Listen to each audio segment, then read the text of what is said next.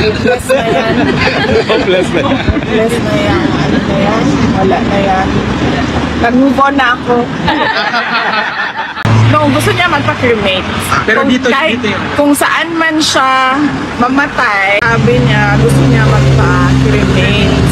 So, noong last time kasi na napag-usapan namin, naputol yung discussion namin about, kasi may iba kaming kasama, may iba akong kasama pag-bisita. So, naputol yung discussion kung pro and anti-cremation. So, kanina medyo mahaba talaga yung discussion namin about cremation. Ang ending, sabi ko, so, pag patay na ang tao, di ba, hindi na niya alam kung ano mangyayari sa katawan niya. And by law, yung katawan na yan ay property na yan ang next of kin. Sabi niya, unang-una, hindi property ang katawan ko. Sabi niya, hindi property to ni Nino Man. Sabi niya, hindi to property ni Nino Man ang katawan ko. At sabi niya, sundin daw yung sacred wishes niya. Last wishes niya kasi sacred daw yon sa tao kung ano yung last wishes niya. So sinabihan ko siya, ma'am, sabi ko, sige, yung eldest na lang namin na kapatid ang pagawain mo kasi hindi ko talaga gagawain na sunugin niya katawan mo kasi bad feng shui. Hindi ma'am, hindi rin susunugin talaga yan kasi wala siyang will. Kung meron siyang testament na nandoon, hindi susunugin. Susundin siya, susundin yung mga anak. Kailangan meron siyang will. Ganon yung nangyari sa asawa ko. Yeah, kailangan kung meron na o wala, susundin talaga. Well, as a former president, yes. Pero ayaw niya kasi ng mga ganun, ma'am. Ang gusto lang niya is paano i-dispose yung katawan niya. Balik pag next time, tanungin ko sa kanya, bakit ayaw niya sa ilalim ng lupa? Takot sa bulate. Baka ganun, no? Pero ma'am, biblical yung ililibing, hindi yung susunugin. State in the Bible na tayo ay ililibing, hindi tayo susunugin. Biblical yun. Nasa kanila. Tsaka sa custody yun talaga yung kawan. So, Anyway, ma'am. yes. So yun yung discussion namin. And kasi tumagal yung discussion namin kanina about about death. And then sinabi ko sa kanya, bakit pag si Kitty or si kuya ko, kausap mo, parang naiiyak sila na bukas mamamatay ka na. Sinabihan ko yun sa kanya kasi bakit iba-iba yung assessment namin, yung assessment ng ni Kitty tsaka ng kuya ko, mamamatay ka na. And then ako, parang sa tingin ko, hindi ko pa mamamatay. Sa kanya. And then sabi niya, no, melodramatic lang daw ang take nung dalawa sa sinasabi niya. Pero death daw is something that should be discussed because it will happen. Hindi natin alam kung kailan. Pero sabi niya, pero dapat pag-usapan. So yun yung Ma'am, ano yung reaction niya dun sa Tantoco medical report na it's cocaine effect and yung fact na the police report says that the first lady must have been in the area where the death happened? May reaction wala siya nasabi about that kasi nag-update ka agad yung missing sa Bungero na topic. So doon siya nakakomment na daw yung attempt to link him to the missing sa Bungeros and the bones or the bodies in Taal Lake. Your reaction, ma'am, to the same issue? Because Senator Marcos says, called for transparency. They should reveal now the details of the whereabouts of the first lady. Nag-ano na ako, di ba? Nag-comment na ako dyan before pa. So, I don't think kailangan ko ulitin yung comment ko about the cause of the death. Ang tinawag kang fake news. Dati, ako daw nagpasimuno ng fake news.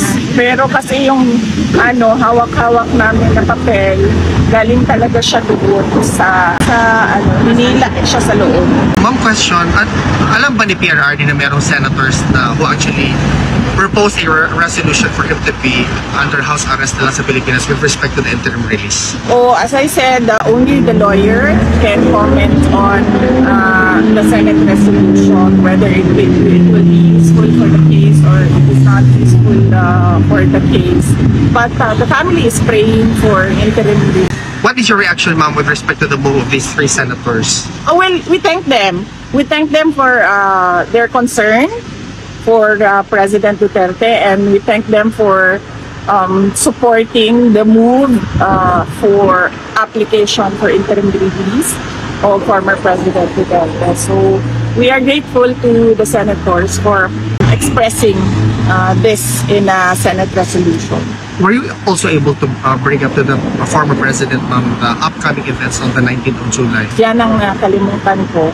Because right now it's a coordinated effort na. Kasi passionate na talaga ako kanina sa passionate na talaga ako sa pro-cremation ko kanina na arguments. So nakalimutan ko na naman sabihin sa kanya na merong mangyayari na event sa Saturday.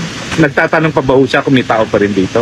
Ay, nabanggit ko sa kanya kanina. Ay, hindi siya nagtanong. Ako yung, saan si ma'am? May kasama ko kanina sa bus. Ayan, si Black. Pinay Black. Kasama kami kanina ni ma'am sa bus. So pag ubok ko, nabanggit ko kay PRD na kasama ko si ma'am since noong March. At ang kinamusta lang ni ma'am ay si Kateki at si PRD.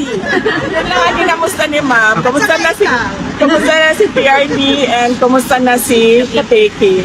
Oo. On that particular note, ma'am, how is PRRD? He's okay. He's alive naman, no? So he's alive.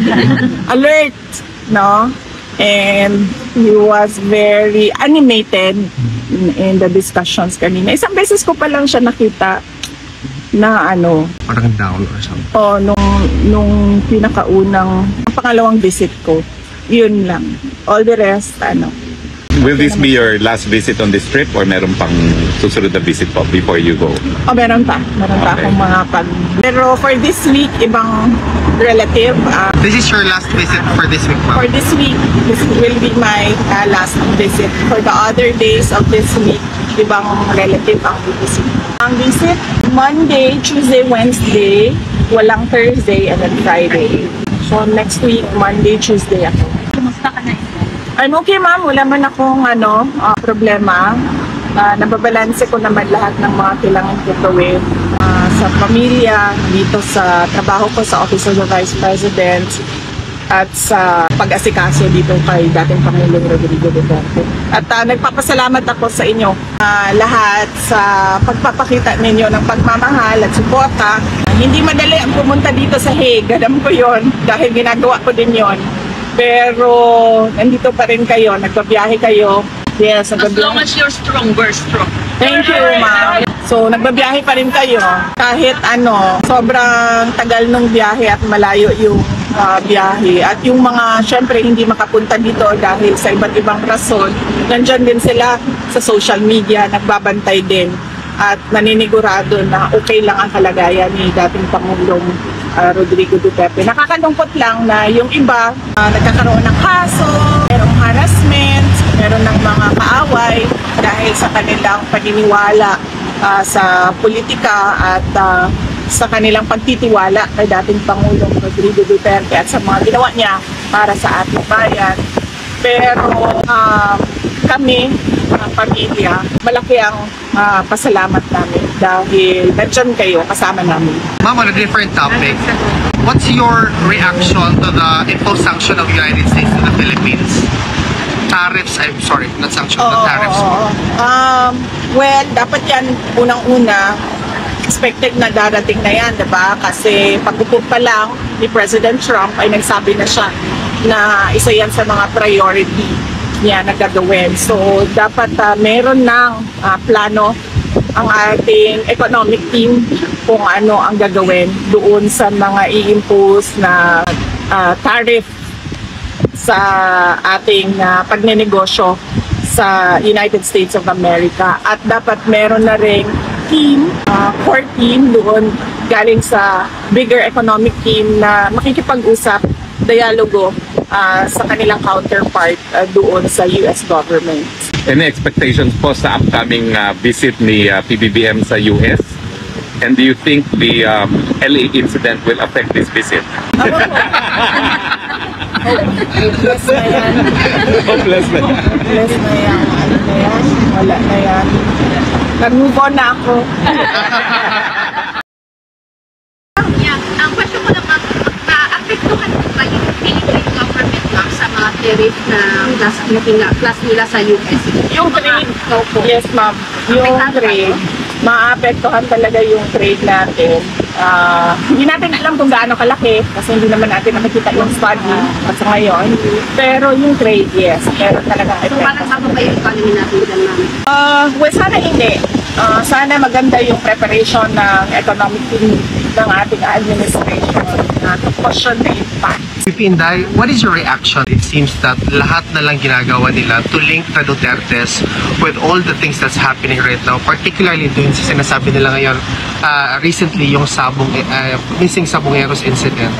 There seems to be an effort to put the Duterte family name, again, as I mentioned before, down to the manto, but you keep on bouncing back. What's your reaction to that, VP? Well, it is expected because we saw it early on with their attacks to my office, no? So that was September 2023.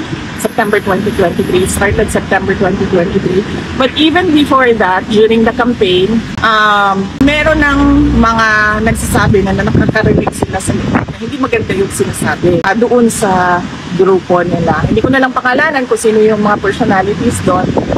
Naririnig namin sa amin kung ano sinasabi doon sa loob. At hindi ko naman kasi pinansin yon dahil naisip ko na sino lang ba ako? Yung Vice President lang naman yung posisyon ko. President naman yung opisina nila. So sila talaga yung decision maker. Kasi technically, ang Vice President ay isang spare tire, diba? So hindi ko inisip na aabot siya sa punto na pati yung trabaho ko ay maaapektuhan. At pati yung pagtatrabaho ko ay pilit nila para i-clip yung wings ng Office of the Vice President to help our countrymen. So, yun ang hindi ko in-expect.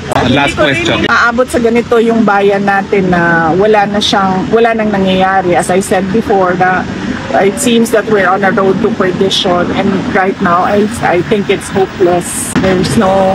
I don't see any road back to that road where there was unity and continuity of the legacies of the president. Thank you, VP. Actually, ma'am, we talked about this before, about dun sa mga pictures, ma'am, kasi ang daming mga hindi, about sa pictures ni Tatay Nico na lumalabas ngayon sa internet.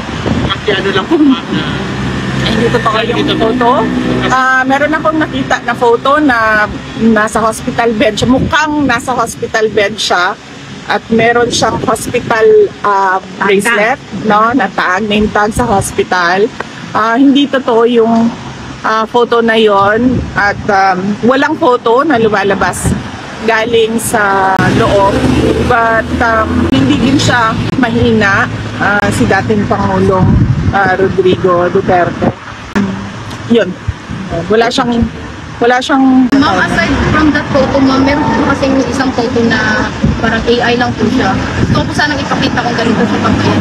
Ganito po, ano? Sobra na po. sobraan. Nasobraan na. At least, madam, magpan po sa mga tao nga, di siya inani ka po ano. Thank you, VP. So, ma'am, walang photo na release ni PRRD from the detention. Wala. Hindi siya photo, parang AI lang po. Mukha siyang dyan, malnourished. Hindi siya mukhang ngayon, hindi siya mukhang malnourished, mahina. Hindi. Payat lang talaga siya. Pero hindi siya sa akin. Ma'am, any updates about the possible medical bulletin and possible picture? Wala pa.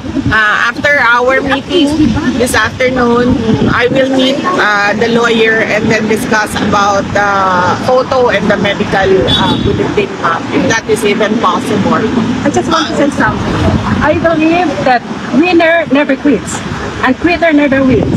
What assurance you could give us that you will be our president? We are waiting for that assurance that you will be our president in 2020. Yes. I would like to thank you for your support, your trust and confidence in me. And in time, we will get there. Yes. That is the best assurance.